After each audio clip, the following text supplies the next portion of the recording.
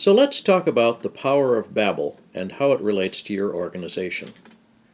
A key benefit to your members is being threatened. There's been a tectonic shift in learning and content. Learning is no longer linear. You can't control it. It's not very manageable or very organized, and it certainly is no longer the one-to-many model we all remember, with a smart guy in the front of the room and all of us sitting in the back. Learning is now social networking. There's one-to-one learning, where learners share information with others directly.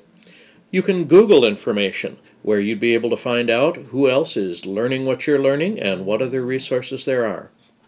People are creating what are called learning threads, a list of information like a book chapter to read and a podcast to listen to and some other printed material to read, and those recommendations now become a brand from someone who really knows what you need to learn. There's also a community ranking of assets. You'll notice in, say, YouTube, you're allowed to vote on whether or not you liked a video, and so the community is deciding what the important things were. Gen Next learners have entirely new ways of learning. Meet the Generation Next. Let me give you some background. They use technology and the internet to connect with people in really new and distinctive ways. They'll use text messaging, instant messaging, even email to keep them in constant contact with friends. About half say they sent or received a text message over the phone in the past day, approximately double the proportion of those of us ages 26 to 40.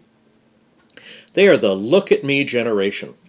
Social networking sites like Facebook, MySpace, and My Yearbook let individuals post a complete profile with photos, descriptions, and their interests and hobbies. A majority of Gen Nexters have used one of these social networking sites, and more than 4 in 10 have created a personal profile there. Their embrace of new technology has made them uniquely aware of its advantages and disadvantages. They are more likely than older adults to say that these cyber tools made it easier for them to make new friends and to help them stay close to old friends and family. But more than 8 in 10 also acknowledge that these tools make people lazier. Gen Nexters are somewhat more interested in keeping up with politics and national affairs than we were a generation ago. Still, only a third say they follow what's going on in government and public affairs most of the time. In Pew surveys in 2006, nearly half of young people identified more with the Democratic Party.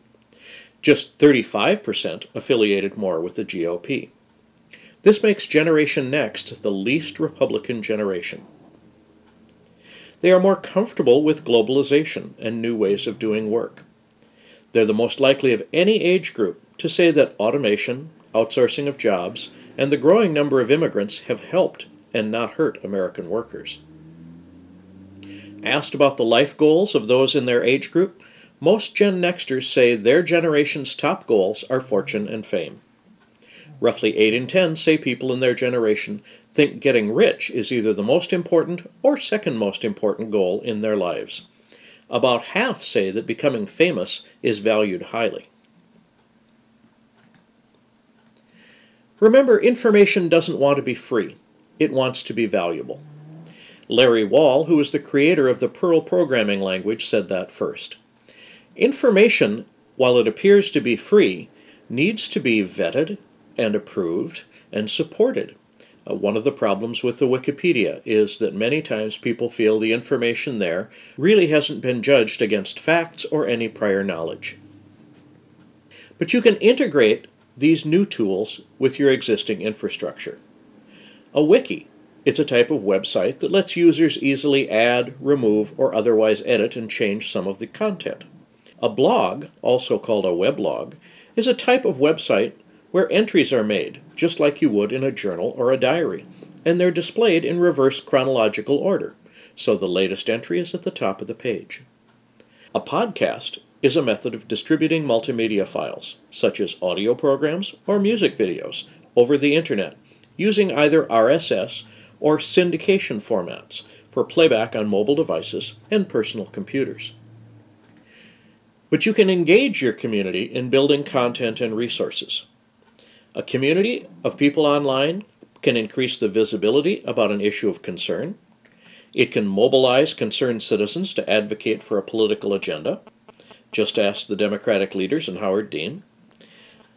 An online community can facilitate shared learning between constituents, staff, and other like-minded individuals and organizations.